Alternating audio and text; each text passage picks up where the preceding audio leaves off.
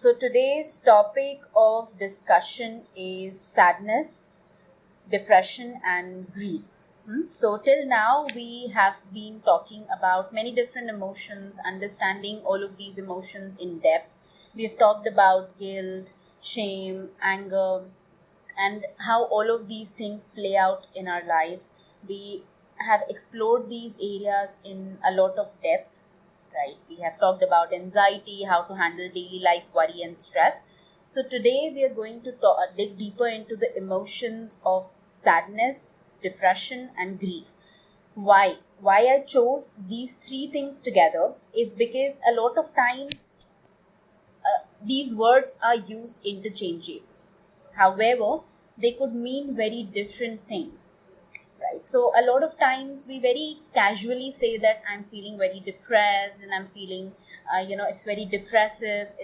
And in normal language we speak like that, and that's something which we all understand that okay, when we are saying that we are feeling depressed, what we mean is that we are feeling low. That's understandable. However, there are some classic differences when it comes to sadness and depression. And taking this topic even further, we are going to explore grief also, that how these things have some overlapping features connected to each other, and how why it is so important for us to understand these terms. Great. So let's start with sadness. What is sadness? So basically, sadness is an natural emotional response to any kind of loss, to any kind of unwanted things that happen in our life, something that we did not want, or something that we wanted and it did not happen, right? And then it is about any kind of disappointments coming to you, any kind of discouragement coming to you from other people at your workplace, in relationships, in your personal life, or in any of these different areas of your life. When we encounter any of these things, and when we feel that there is some kind of pain, hurt, sorrow that is happening inside us, it is pointing towards sadness. So that's like simple definition of what sadness looks like. Now, situational sadness is something that we cope up as we move on, or as we deal with the situation, or as we become adapt to deal with the situation. And the more, because like in the previous sessions I was mentioning that as human beings we don't like change. And when it comes to these kind of changes which we did not feel ready for, which were shocking, which were like unwanted, discouraging, disappointing in nature, we feel really sad. And due to an external situation, it gets resolved over a period of time as we resolve the situation. So we move on. It's very natural, it's very human, it's very fundamental, basic essence of feeling low about something when things do not go as they were expected to go. Right? So experiencing sadness is okay. It's absolutely normal. It's absolutely natural to experience anything like that. Right? Now, going forward, when there is some kind of sadness in our life which is persistent, constant, intense, which is like not something which is triggered just by an external situation. Maybe an external situation triggered it. However, later on, the same kinds of pain, hurt, and discomforting emotions get triggered by just anything happening around us, and it takes us back to the same kind of feeling of sorrow, same kind of feelings of sadness. Something which is so prolonged that it starts impacting our functioning, it starts making us feel numb, it develops apathy in us, and we feel like isolating ourselves socially. We don't want to talk to anybody, we don't want to be with anybody, we don't want to speak to anybody, right? So there's social isolation happening, there is maybe functionalities happening at a very superficial level, at in different areas of our life. However, deep inside we know that there is something shaken, there is something broken, there is something which has lost its ground. We are not feeling grounded anymore. We are constantly bugged by the situations, constantly worried about the situations, constantly unable to handle them the way we would normally handle. And these things persist over a period of time, maybe months, maybe sometimes weeks, sometimes over years also. And that is where we enter the point of what is called depression. So, in simple terms, when the sadness and everything that was coming with the sadness, the hurt, the pain, the sorrowness, and all of these things last longer, are persistent, getting triggered by just anything around you now. It's not even specific anymore. It's like entering into the space of depression. It's a space where we feel very hopeless, where we feel that we have made it about ourselves, that I am unworthy, I am not capable of doing this, I don't deserve this, I have done something wrong, I'm not good enough. So the attention has left the problem, and you have now become the problem, right? And now the even important point to observe in depression is that your entire life is now getting operated around this post, right? Which is the sadness, which is the density of the intensity of that sorrow that we feel. So that's the area where we recognize that I've entered depression, and we need to observe it over a period of time, for weeks. Observe the intensity, understand the intensity, understand the the kind of persistence this thing has, and then we come to realize that this is something which is pointing towards depression. Now, all of these things, as I'm talking about sadness, as I'm talking about depression, it's very, very important to note down that it's very common to feel sad at times. It's very normal to feel sad at times. However, it's not recommended at all by, and I would feel that any of the, professionals would say the same thing, that it's very important that you get a proper diagnosis done, develop a proper understanding of things, because no matter how many of these things that we understand at a generic level, these things are very vast and very huge, and they can have a huge variety of a huge plethora of intensities, variety, kind of sadness, kind of depression, it's mild, it's acute, it's chronic, it's complex, what kind of thing that you are going through. Until we diagnose that thing properly, it's not possible for you to actually resolve all of these things properly.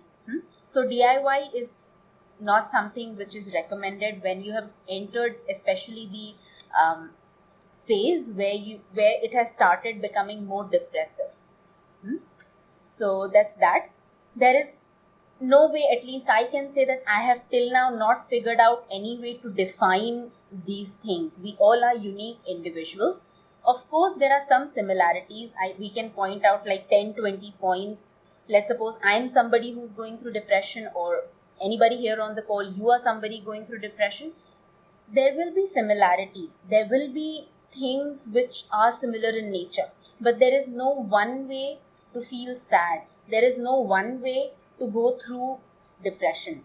At the core of it, it will feel numb, it will feel apathetic, it will feel as if you need to isolate yourself, as if nothing is working out, you have lost all the hope, you have lost all the charm towards life and all that.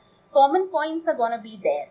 However, when it comes to resolving all of these things, we need to understand the proper causes, the proper symptoms, how it is showing up in you. Is there anything which is specific to you, which is specific to your case? And then start resolving these issues. We can always try different things. Of course, we have talked about self-care, mindfulness, meditation. We have talked about how taking care of your physical body, your emotional health, how taking care of your mental health in different ways can, of course, assist you in overcoming these things, understanding these things properly. However, when it has become something which is more complex in nature, the solution also needs to be something which can understand the complexity of the problem itself. So that's a little bit of gist about what sadness and what depression look like and how they are interconnected with each other. Taking the conversation forward, because when I was speaking about sadness, when I talk about depression, there is some kind of loss that we are seeing. Then the third thing comes as grief. And what is grief? So in grief also, there is certain kind of loss involved. Loss of a loved one, death of a loved one entering into a terminal disease, and you know that maybe after 6 months, maybe after 1 year, they're gonna die. So death of a loved one is definitely included in the part of grief. However, grieving does not end there. There are many other things in life which we actually grieve about, which is not just sadness, which is not just depression, feeling like depression, but it is something which goes through the same kind of stages of grief, which happens when we are dealing with the 5 stages of grief when it comes to death of a loved one. For an example, losing a job.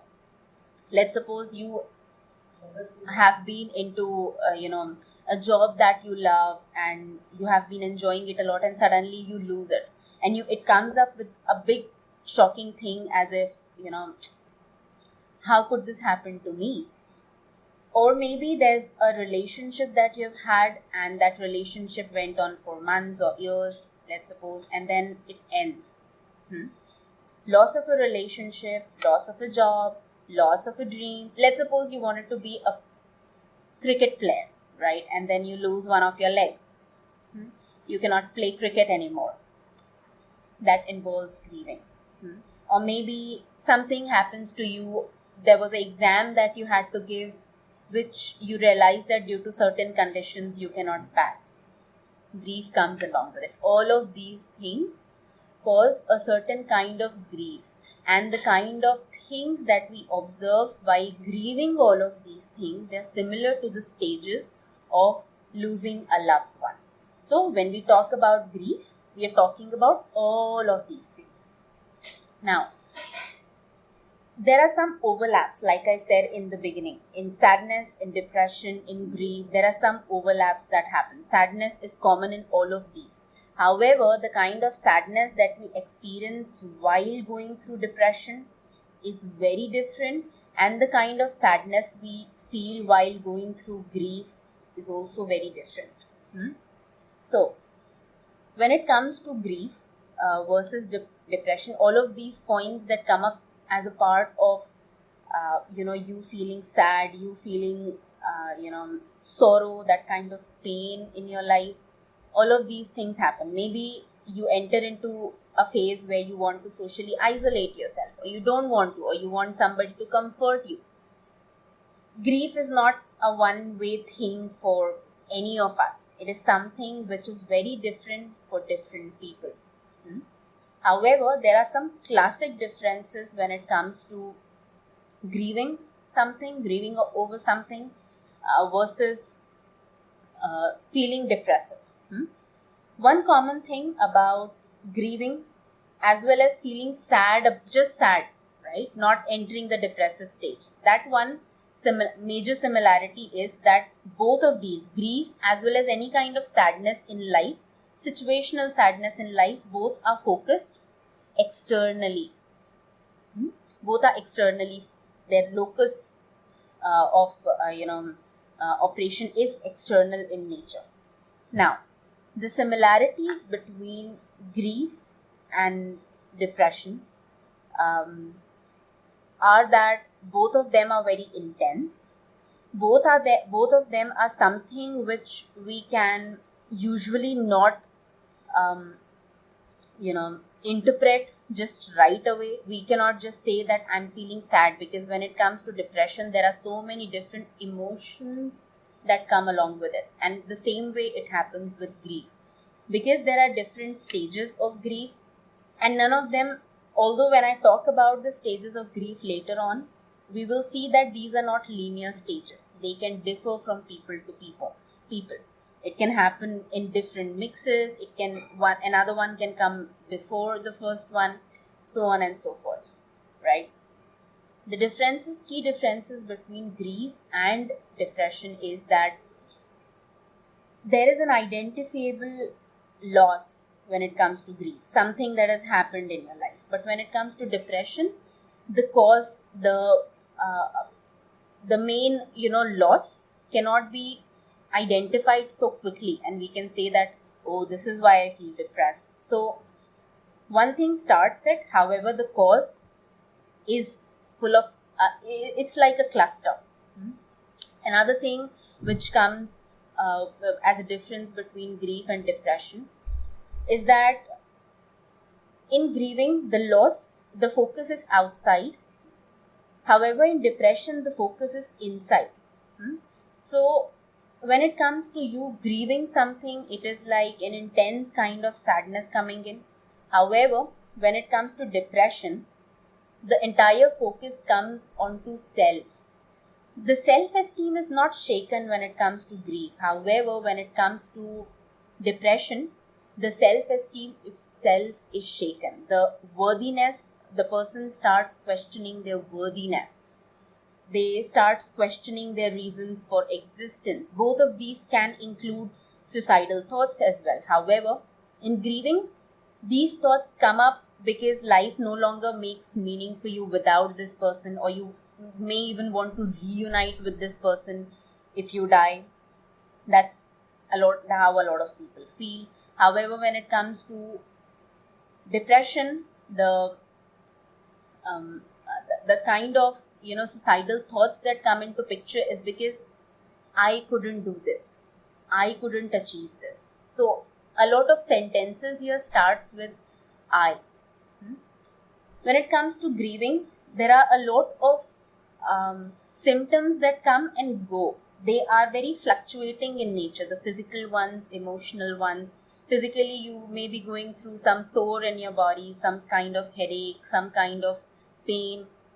Emotionally, you could be feeling low, but at times you will be fine. However, that's not how it happens when we reach the state of complex depression. Your functioning, emotional and mental and physical functioning at times may just be low constantly. They are not fluctuating like up and down and there's some change happening, but it's just constantly low. While we are grieving, our usual response is to connect with people and seek comfort. However, in depression, at times we behave completely in the opposite way. We seek isolation. So whenever I'm speaking any of these things, we go by 80-20 rule, that how majority of the people who are in this kind of zone are going to behave. Then in grief, we are very expressive about the guilt that we are going through, that I feel guilty that I couldn't do this for my mom, or I feel guilty that I couldn't do this for my brother before he died. Any of these things that we lose, let's suppose you lose your job, and you say that I feel guilty that maybe if I would have performed better at my workplace, I might have been able to sustain it, right? Or how would I handle my things because now I have lost this. So all of these things are more expression. The expression is still there. However, when it comes to depression, it's very hard for us to even verbalize any of these things, right? So that verbalization does not come out very fast.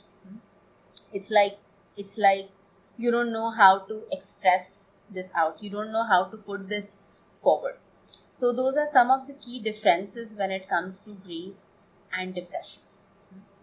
Now, as we have understood all of these things, we have understood there are some overlapping similarities between sadness and depression and grief, and also there are some very fundamental differences.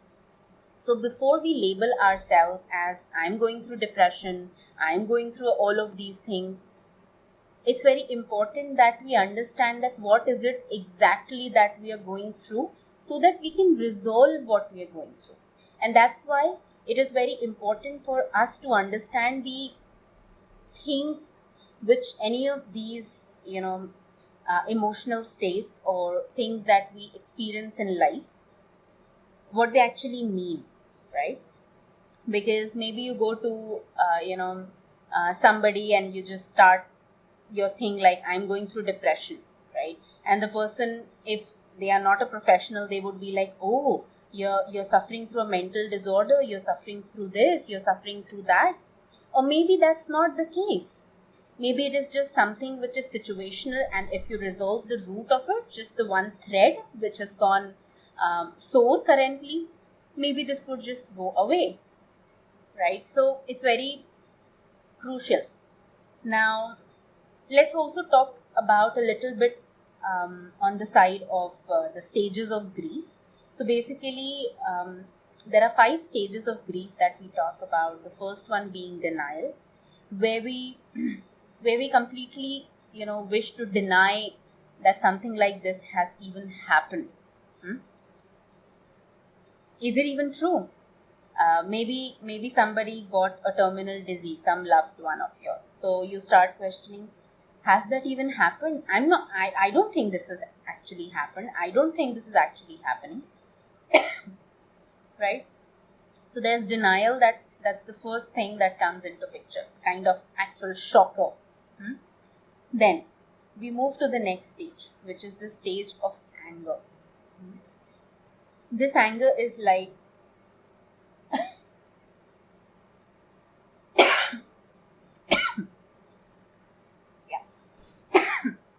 so this anger that we talk about, it is like, why me?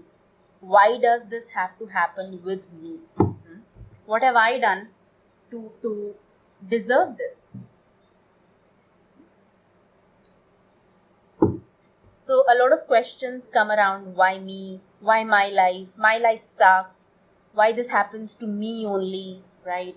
And why this person behaved this way? Why they did not take care of my themselves, or about you, that why I did not do this, why I did not do that. So any of, as we have spoken about anger before, you can see this space also links directly to whatever we spoke about anger, right? So anger is a coping mechanism to help you go through powerlessness.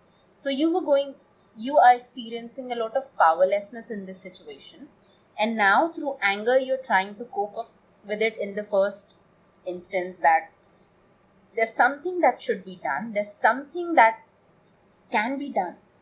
And you feel angry about it. You feel angry that why this thing. So a lot of whys come into picture. Then we move on to the third stage of grief, which is the stage of bargaining. So somewhere the little bit of acknowledgement has started coming up in the situation, and we have started asking questions, like bargaining questions, like, what if I could do this, then this might have not happened. What if if this was changed, then maybe I'll be able to change the situation. Right? Even people go to great lengths by swearing to God that I'll change this in me, please bring my mom back to life, do something for me, or my father back to life, or I'll do this or I'll do that, or maybe I can just have one communication, one kind of conversation with them. I could feel them once, I could see them once. Any kind of these bargaining things start happening. Then the next stage comes up, which is the stage of depression. In the stage of depression, the acknowledgement finally starts seeking in. it starts seeping in, and you enter into the half stage of kind of acceptance. So we are not into the space of acceptance, but now you realize, oh, now this has happened. Now I cannot do anything about this thing. So you start now feeling all of these things coming into surface. All of these things coming inside you. Maybe you feel like crying. Maybe you feel like sharing it with somebody. Maybe you feel like just being alone and processing any of these emotions. That's the stage of depression. Then, once we have processed through that stage, we move towards the stage of actual acceptance, where we are not disturbed by it anymore. Or I should say that at times we go through all of those emotions, but now we are not at a space where we want to fight those emotions or we want to change it. We are like, this has happened, and I understand it, I acknowledge it, and this is how it is. And sometimes it would feel sad. I would miss the things that I cherish, I enjoyed. I would miss the people that I cherish, so on and so forth. So sadness is still there. All of these emotions are still there. However, the reasons for you to actually push these emotions away has gone, right? So you have come to that space where you are now okay with feeling any of these emotions that come into picture. That's the 5 stages of grief, and what they look like in a small gist. So now, about understanding about grief, that does it happen in a linear fashion, just the way we talked about right now? Not necessarily. The grieving journey for each person is unique and different, and we all can grieve in different ways. Then another question that comes up is that how much time will it take for me to get over my grief? Depends from person to person, depends upon the situation and your attachment and your kind of closeness to whatever thing that you have lost, and what kind of attachment you have developed towards it. Depending on that, it may take shorter or longer for you to heal through that grief. However, when we understand these stages properly, the meaning of these stages properly, we take the right kind of help, we become more expressive and deal with these stages. And it's very natural for us to feel that this is very uncomfortable, right? And I shouldn't be feeling this way. I should be happy and I should be positive and I should be motivated. In fact, in one of our groups, some days back, somebody was asking this question that, I'm going through a very tough phase of my life, and I'm going through a grieving process, or I'm going through a loss of some kind. However, I want to be very positive and very motivated in my life, and I just want to be happy. Now, when it comes to us being into different states of being, it is not possible for us to be, at least the mind to be happy and sad at the same point of time, right? So it is a journey, it is a process. You cannot move from -10 to +10 in a jump. You need to slowly come to the point where you come to the point of zero, neutrality, and then slowly take the steps towards going in the positive direction, in the feeling happy direction, right? But our usual response is that I don't want to feel this way, I don't want to feel the sadness, I don't want to be depressed anytime, or I don't want to go through the grieving process. I just directly want to jump into the positive side of it. And that's not how it works. Through denial, through suppression, through rejection, disowning our emotions, disregarding how we feel about things, seeing how these things are actually impacting us, and resolving all of these things. Instead, if we just try to move to the positive state, that's not gonna happen. The first positive thing you can do for yourself when you're going through anything complex like depression or something which is intense like grief is to first acknowledge acknowledge your state. Come to the space of seeing it. Because if you cannot see anything, you will not be able to heal out of that thing.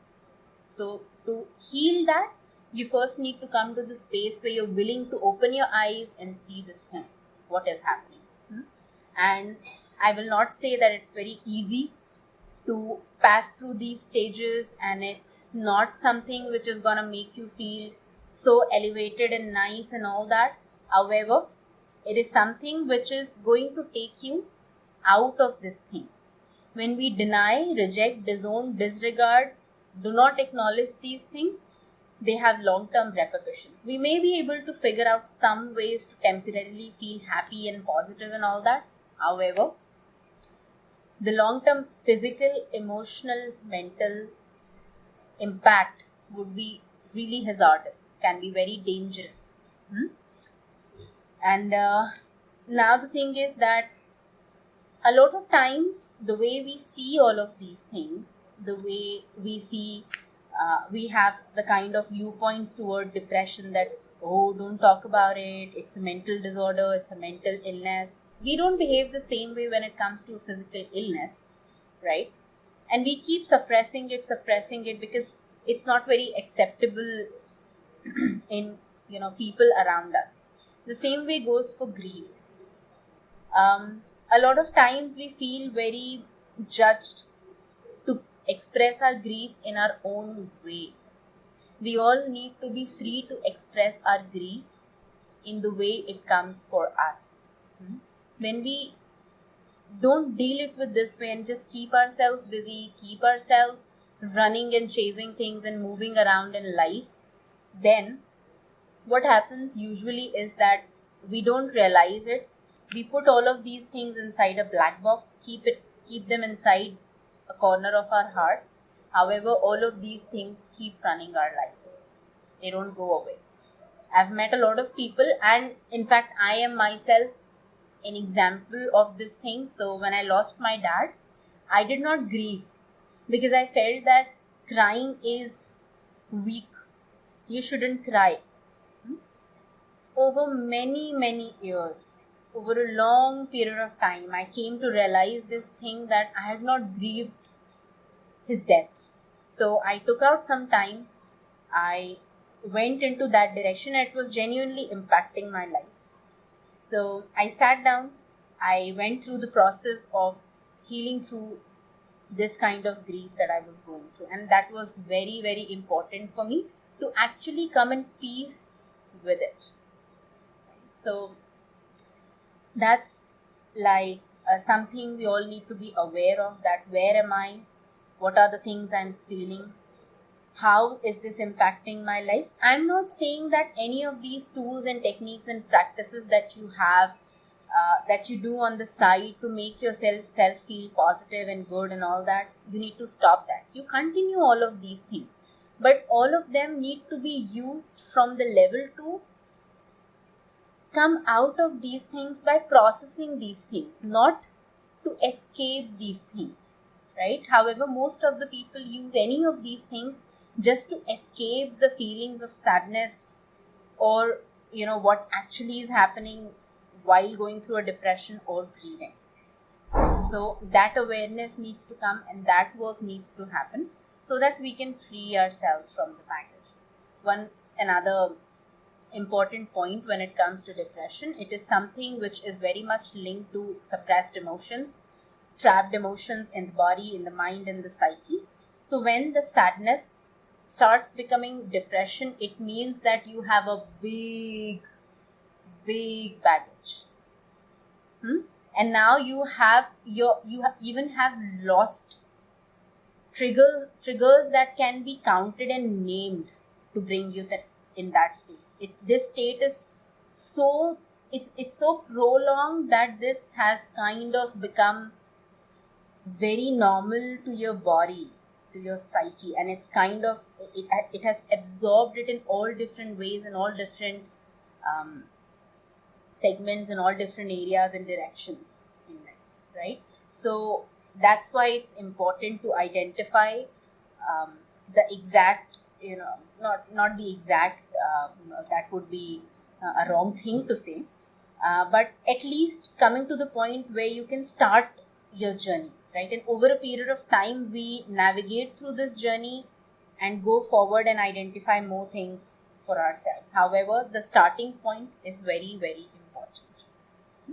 So, if you're going through any of these things, anything you feel like, speak to somebody, take help.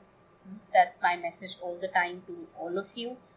These things are not DIY, and these things are not something to be kept on the side. And you can live your regular life. There's no such thing as regular life. These things, if they're there, they are a part of your life. There is no such thing as regular life. So pay attention, be aware, become more self-aware, know yourself, understand yourself better, right? And work on these things. And if you need any kind of mental health or emotional health support, our support groups are there. You can always join any of them. Visit our website, come to our app, and they're all free of cost. You can always ask your question, or just share anything. So that's that from my side today on sadness, depression, and grief. If you have any questions to ask, want to ask anything, then you all are invited to join any of our support groups. So great, that's all from my side today, guys. Wonderful. Yeah, thank you, Vikesh. I'm glad. Great. See you guys soon. Have a great evening.